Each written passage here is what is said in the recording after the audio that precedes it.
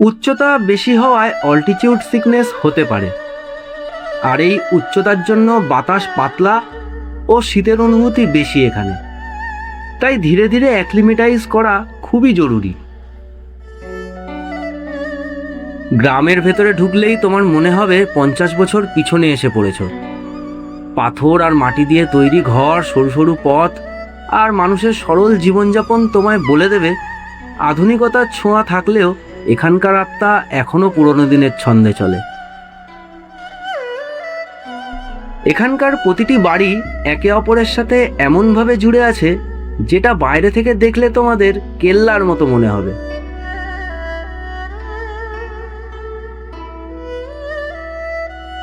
প্রতিটা বাড়িতে যে দুটো জিনিস কমন, সেটা হলো এই ফ্ল্যাগ আর পাথরের ওপর খোদাই করা একটি মন্ত্র, ওম মানি পদ্মে ওম।